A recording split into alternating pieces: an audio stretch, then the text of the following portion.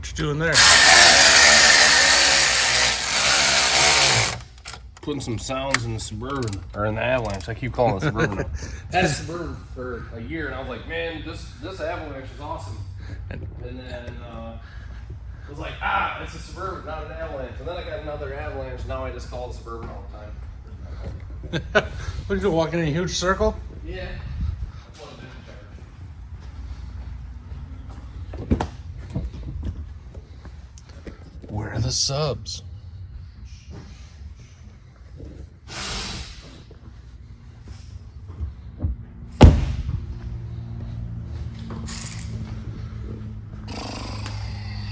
Since we're both here, I figured we'd talk about that jalopy right there, the white one, Ben's car. What are we going to talk about?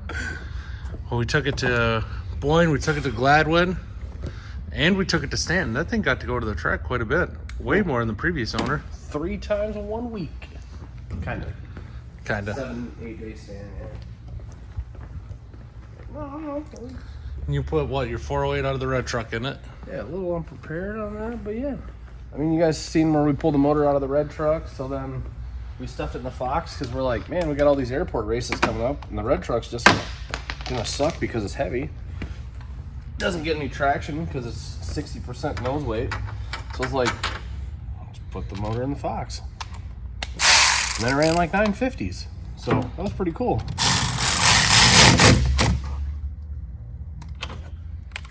Yeah.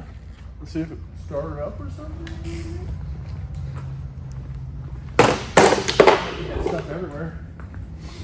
But yeah, we took the motor out of the red truck. It went 10.9 at 123 on motor. We drop it in the Fox body and it goes 950s at 140. And it's like, that's pretty neat, you know? It's 1,500 pounds lighter and went 1.5 seconds faster and 17 more mile an hour in the quarter. Like, that's huge. But that just goes to show how much weight makes a difference. It's pretty awesome stuff. You know, it's revving her out $9,000, shifting it, bouncing off the lever, all kinds of good stuff. Ugh. See if it'll cold start.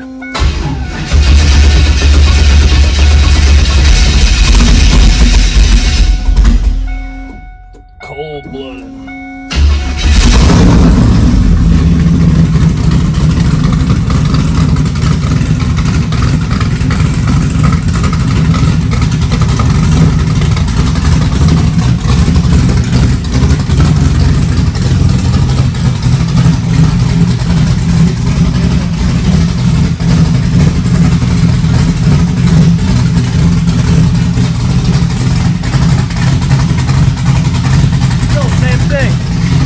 MS3 Pro computer system, got an MS3 Pro Evo, hydraulic roller. It only made 530 to the rear wheels through the Turbo 400 and ran 950 at 140. Super cool.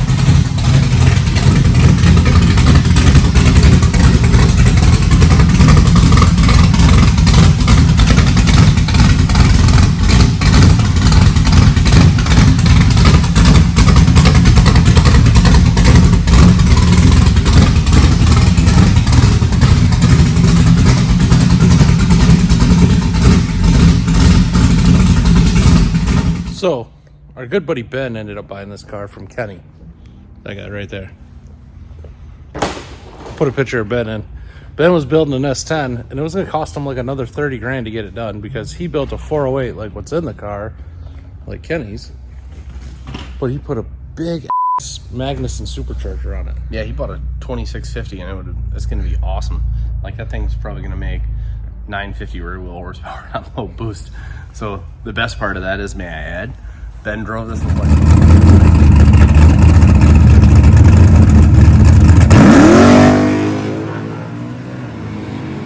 man, this is pretty fun with, 530 on this chassis technically, and then it's like, yeah, now double it. Yeah, double it, and that's where you're gonna be. It's gonna be cool. The nice thing is Ben's had some experience with like mud drags and sand drags, stuff like that. But he was always a big block guy. He loved them BBCs, like them college white girls. So he got in that and he was completely surprised. But it's gonna be pretty radical. We're pretty excited for him. He's a good dude. Wasn't gonna do it. I kept bugging him. He works for me now at my store, so I kept bugging him and bugging him. Like, you should just buy this car from Kenny because it's gonna be way better. Because Kenny bought the car from Tyler, so once he did, it was way better, mucho better. Here, hit that power button on that side. Gotta clean some stuff up a little bit more. We've got a couple amps in here now. If anyone has one of these earlier 2000 watt badass mother effers series 2000 watt power acoustics, I'll buy from you. I've been looking all over the place and they quit making them because they're a little bit older. And I got 3 of them and I want 4 so we can power these 4 sundowns.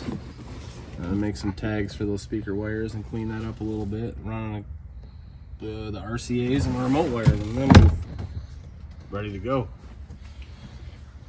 Yeah.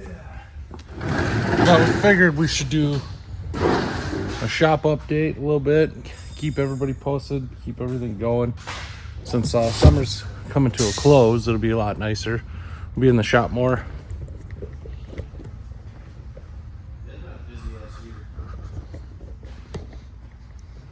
I can't believe how crazy this year was, and it's already like basically October in a week. It's nuts. Time flies. October, then November, then it's December. Time flies, man. One thing about October, though, what is it? October 5th is your 1 year in this new establishment.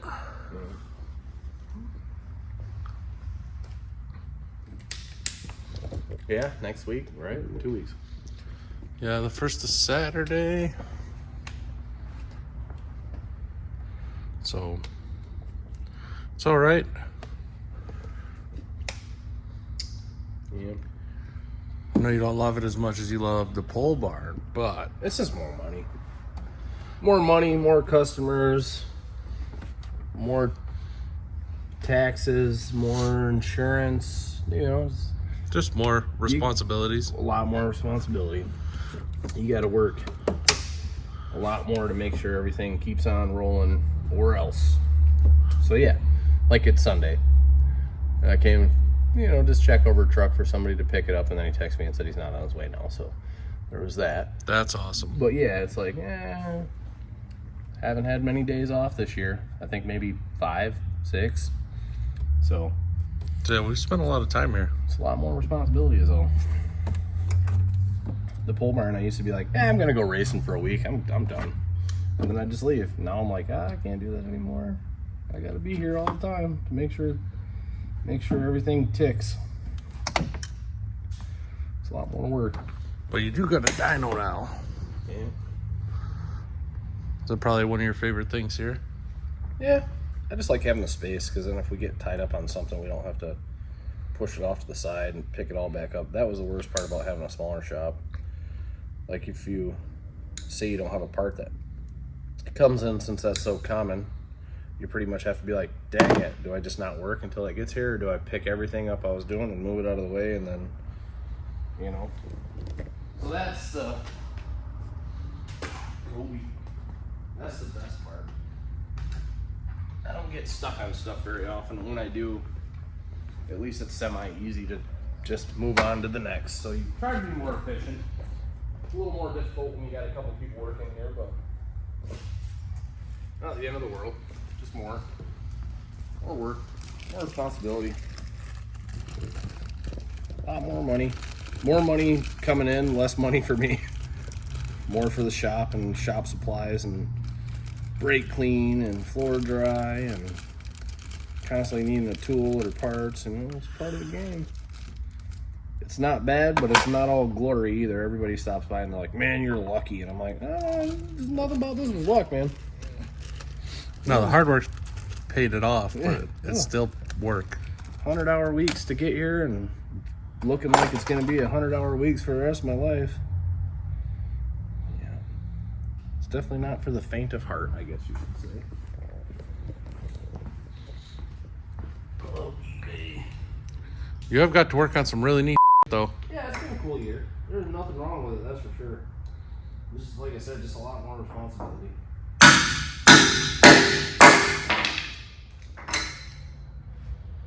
A lot more personalities, a lot more responsibility.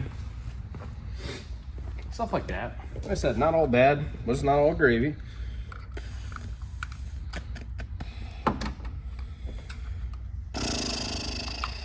Maybe next year will be a little smoother. Hopefully. I mean, we're not waiting on a garage door and waiting on the sign and waiting on this and that and this and that. Yeah. Feels like we waited for a lot of stuff last year. It was like constantly. Seemed like there was quite a few growing pains this year. There was, and then like everything is, oh, that was $6,000. That was $5,000. You're like, damn it, when does it end? So I think we're pretty close to the end of needing big stuff like that. Like I said, I mean, that door ended up having $6,500 into that door. Still haven't found time to trim it out. I was trying to do it this weekend, but then it just was cold and rainy, so I was like, I think next week it might be better. It's supposed to be cold and rainy, I think, Thursday or Friday. yeah, we'll do that another day then. But yeah, it's just, a lot of stuff. The sign, forklift, buy another trailer because I sold my old trailer to help pay for the shop, stuff like that. A lot of sacrifices to get here, but now that we're here, it should be a little easier from here on out, hopefully. And we got all the computers and stuff set up, and I spent $1,500 on fans this year. You did. It's like, dang, that was a lot. So hopefully the growing pains are done. Like I said, it's the first year here, not necessarily the first year in business, but kind of tags along since it was such a monumental change. Yeah, you didn't exactly have like a stepping stone either. You didn't go from like, here I'm going from this medium-sized shop to a little bit bigger to a little bit bigger. You went from like an average size shop to like, here, now I got 6,000 square foot, let's rock. Mm-hmm. Which, there's bigger shops, there's smaller shops, but it's all on how you utilize it. Grab my small torch. Is that the one for your crack pipe? See, this torch, this is how Kenny stays awake all the fucking hours that nobody knows about. What's that? Using that torch. When he's smoking crack. I should be more alert, I think. Get more things done. Something like that. Andrew would hate you. You'd be all over him. You little bastard. And we hired Caleb the other day. He's gonna work with us semi part-time. He came in swinging, kicking butt, so I'm super glad to have him on board. I should have hired him a long time ago, but I think it's like one of those weird love relationships where he was doing his own thing, I was doing my own thing, but then the stars just aligned and here he is.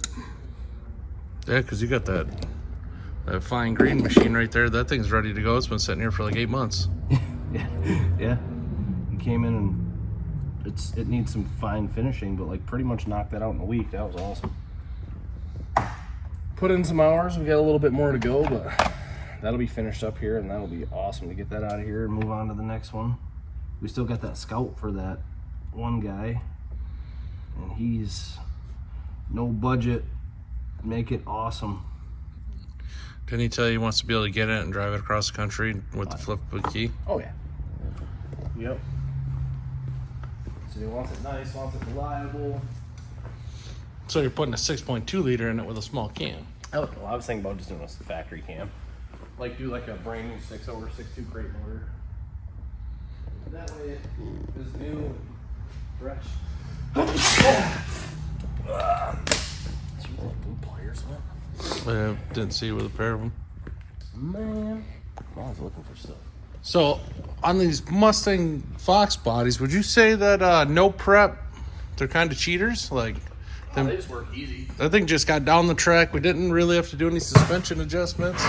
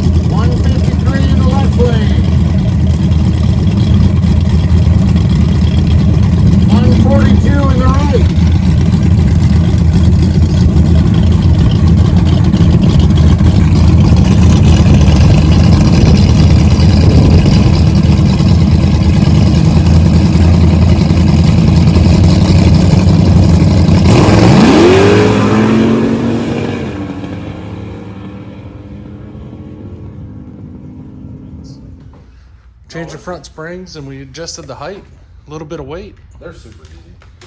They're factory triangulated 4-link, so they just get traction easily without a lot of modification. They're awesome cars. Did you see our buddy Doug's passes down at War in the Woods? I did not. Somebody posted a couple videos of him. I think it might be his girlfriend there. That Camaro's nasty.